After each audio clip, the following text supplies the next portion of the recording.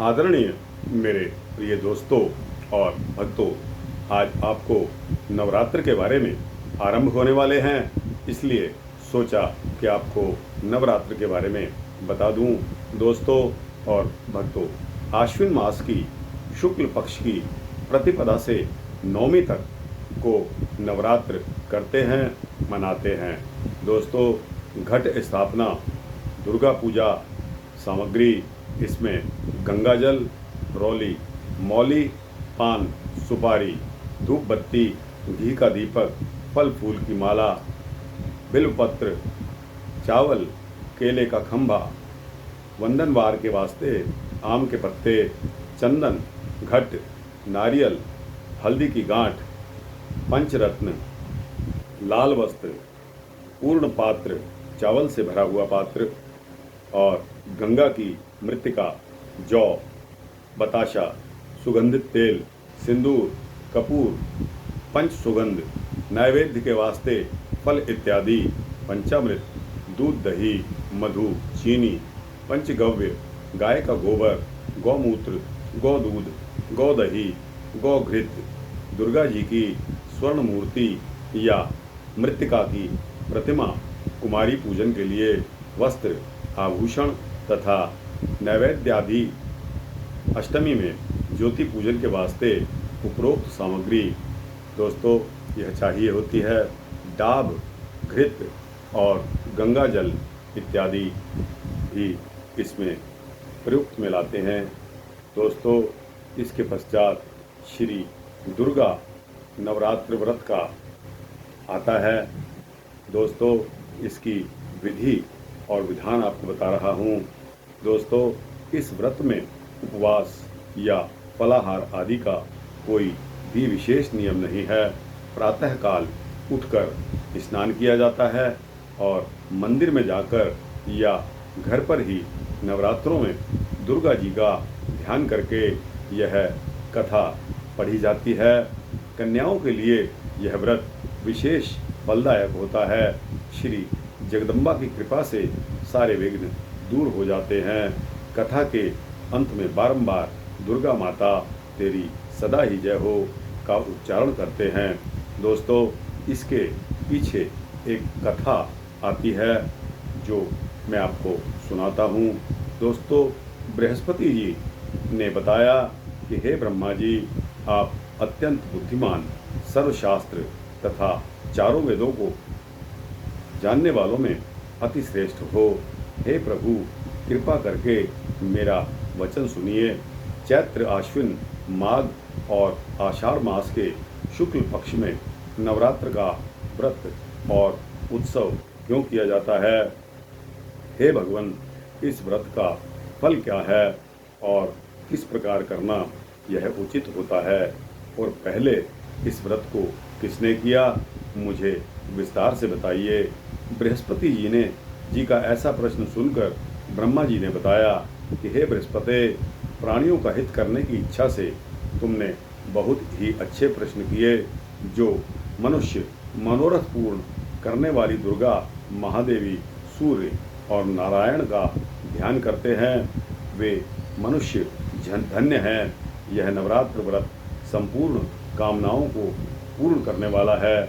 इसके करने से पुत्र चाहने वाले को पुत्र, धन चाहने वाले को धन, विद्या चाहने वाले को विद्या और सुख चाहने वाले को सुख मिलता है। इस व्रत को करने से रोगी मनुष्य का रोग भी दूर हो जाता है और कारागार में पड़ा हुआ मनुष्य बंधनों से छूट जाता है। मनुष्य की सारी विपत्तियां दूर हो जाती हैं और उसके घर में संपूर्ण संपत्तियां आकर उपस्थित हो जाती हैं। बंध्या और काक बंध्या के इस व्रत के करने से पुत्र पैदा होता है। समस्त पापों को दूर करने वाले इस व्रत को करने से ऐसा कौन सा मनोरथ है जो सिद्ध नहीं हो सकता? दोस्तों, जो मनुष्य इस अलभ्य मनुष्य देह को पाकर भी नवरात्र का व्रत नहीं करता है, वह माता पिता से हीन हो जाता है, अर्थात उसके माता पिता की मौत हो जाती है और वह दुखों से घिर जाता है। उसके शरीर में कुष्ठ हो जाता है और अंगहीन हो जाता है, उसके संतानोत्पत्ति भी नहीं होती। इस प्रकार वह मूर्ख अनेकों दुख भोगता है। इस व्रत को ना करने वाला निर्दयी मनुष्य धन और धान्य से रहित हो जाता है, भूख और प्यास के मारे पृथ्वी पर घूमता है और गूंगा भी हो जाता है। जो सुहागिन स्त्री भूल से भी इस व्रत को नहीं करती, वह पति से हीन होती है, हो जाती है, नाना प्रकार के दुखों को भोगना पड़ता है। यदि व्रत करने वाला मनुष्य सारे दिन का उपवास ना भी कर सके तो एक समय भोजन करे और उस दिन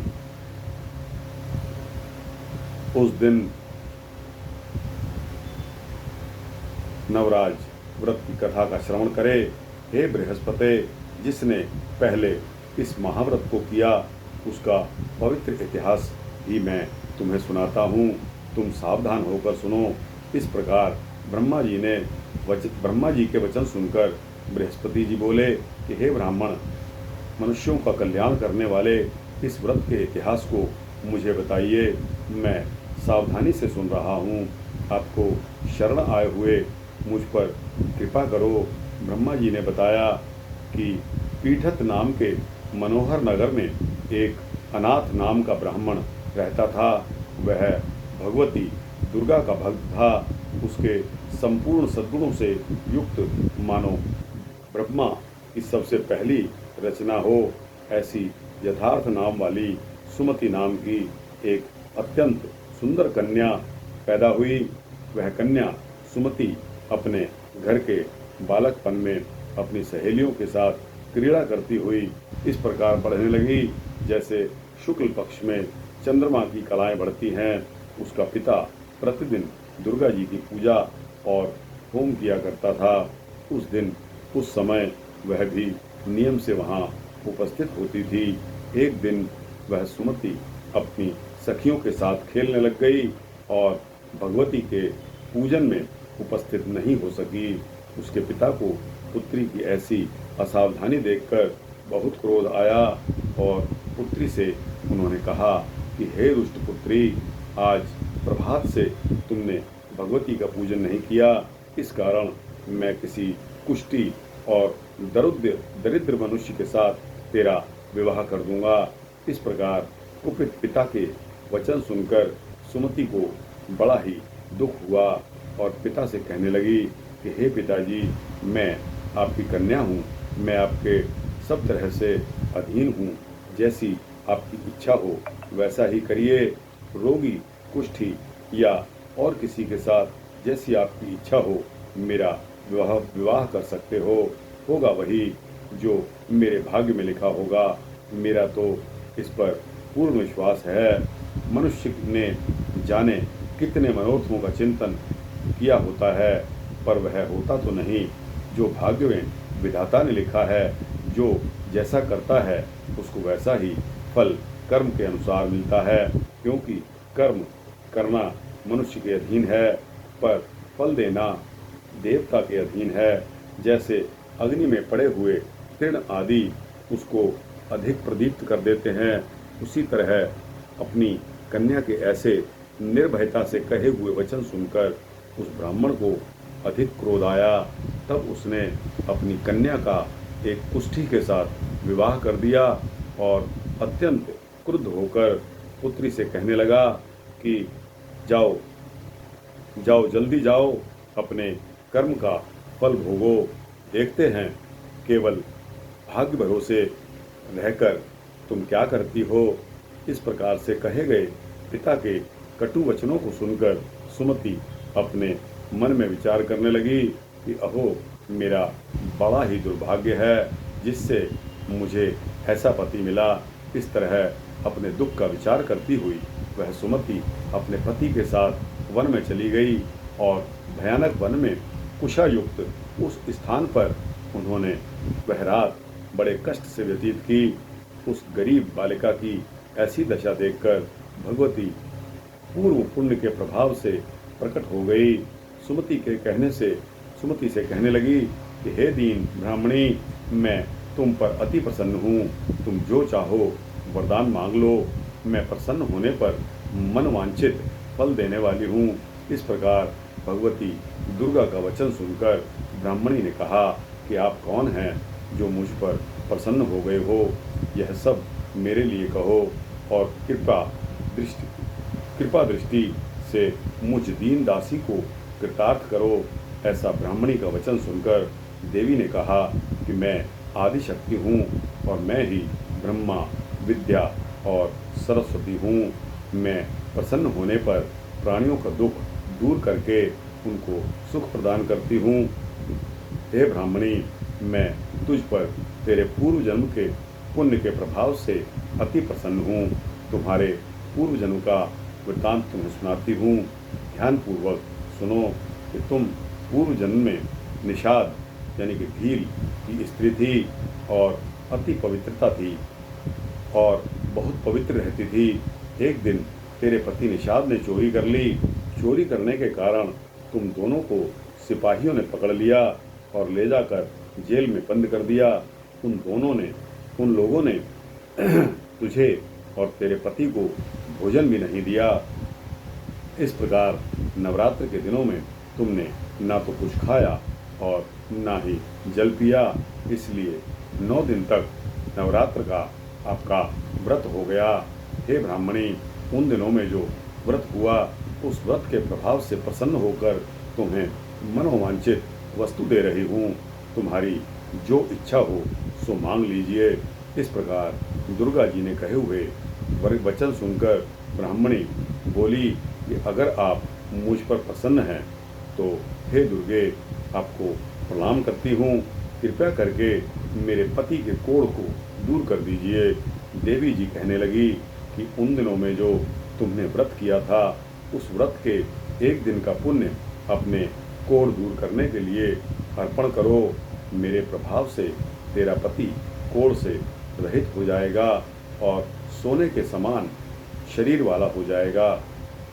ब्रह्मा जी बोले कि इस प्रकार देवी का वचन सुनकर वह ब्राह्मणी बहुत प्रसन्न हुई और पति को निरोग करने की इच्छा से ठीक है ऐसा बोली।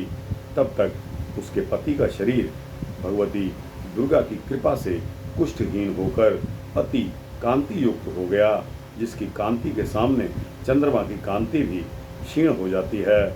दोस्तों, वह ब्राह्मणी पति की मनोहर देह को देखकर देवी को अति पराक्रमी वाली समझकर स्तुति करने लगी कि हे माता दुर्गा, आप दुर्गत को दूर करने वाली, तीनों जगत का संताप हारने वाली, समस्त दुखों को दूर करने वाली, रोगी मनुष्य को निरोग करने वाली, प्रसन्न होने पर मनवांछित फल देने वाली और दुष्ट मनुष्य का नाश करने वाली हो। तुम ही सारे जगत की माता और पालिनी हो। हे अम्बे, मुझ अपराध रहित अबला की मेरे पिता से कुष्ठा के साथ विवाह कर मुझे घर से निकाल दिया। उसकी निकाली हुई पृथ्वी पर घूमने लगी। आपने ही मेरा इस आपत्ति रूपी समुद्र से उद्धार किया है। हे देवी, मैं आपको प्रणाम करती हूँ। मुझ दीन की रक्षा करिए। ब्रह्मा जी बोले कि हे बृहस्पति, इसी प्रकार उस सुमति ने मन से देवी की स्तुति की।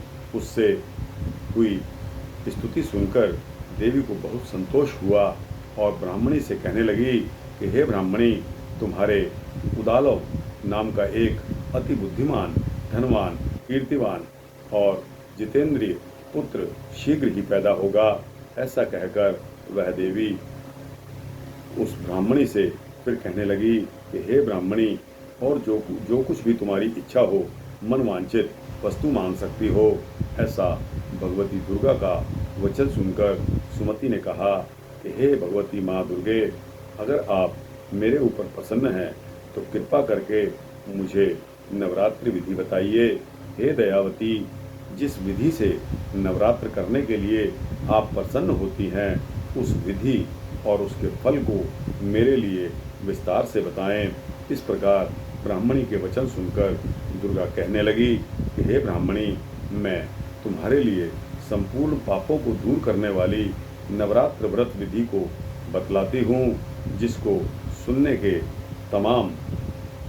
सुनने से आपके तमाम पाप दूर हो जाएंगे और आपको मोक्ष की प्राप्ति होगी। आश्विन मास के शुक्ल पक्ष की प्रतिपदा से लेकर 9 दिन तक विधि पूर्वक व्रत करें।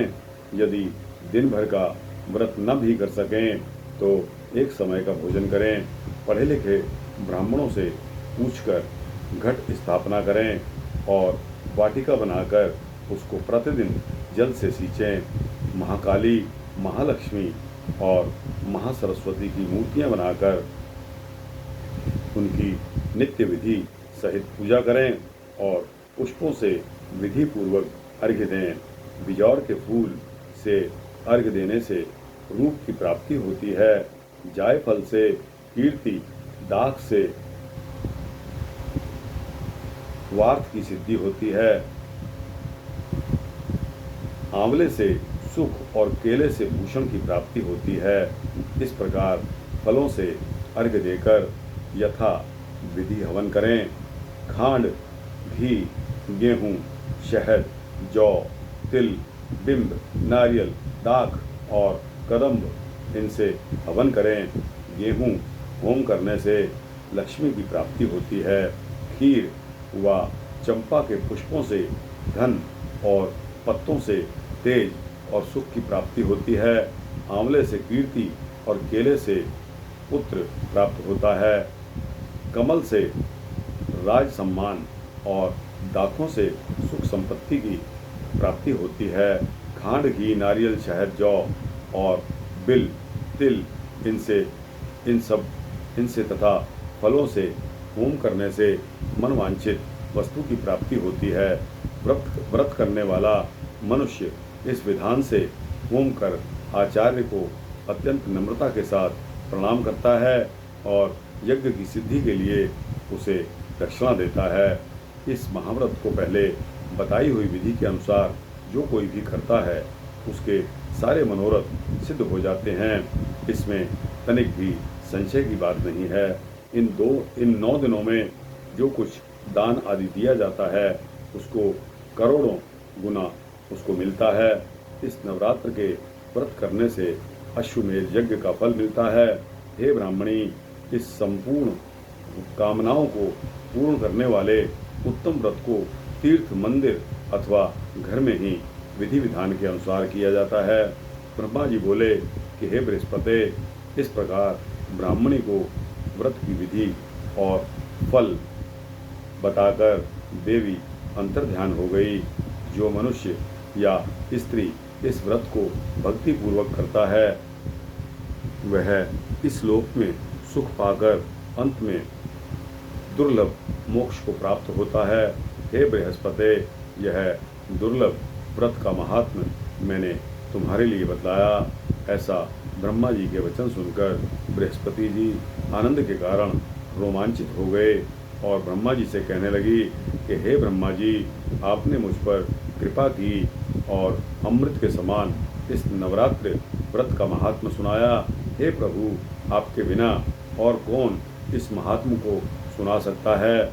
ऐसे बृहस्पति जी के वचन सुनकर ब्रह्मा जी बोले कि हे बृहस्पति, तुमने सभी प्राणियों का हित करने वाले इस अलौकिक व्रत को पूछा है, इसलिए तुम धन्य हो।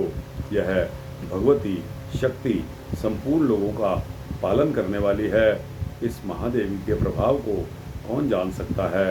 दोस्तों, यह आपके सामने मैंने महात्मा रखा जो ब्रह्मा जी ने बृहस्पति जी को बताया। दोस्तों, इसके साथ ही श्री दुर्गा नवरात्र व्रत समाप्त होता है। आपको कैसा लगा? अच्छा लगा हो तो दोस्तों इसको लाइक और शेयर करते हुए अपने दोस्तों, मित्रों, भक्तों, जिज्ञासुओं को अवश्य भेजना। इस चैनल को सब्सक्राइब करेंगे तो आपको इसी तरह के भक्ति वृत्तांत देता रहूँगा, ऐसा मेरा संकल्प है। जय श्री राम, जय श्री कृष्ण।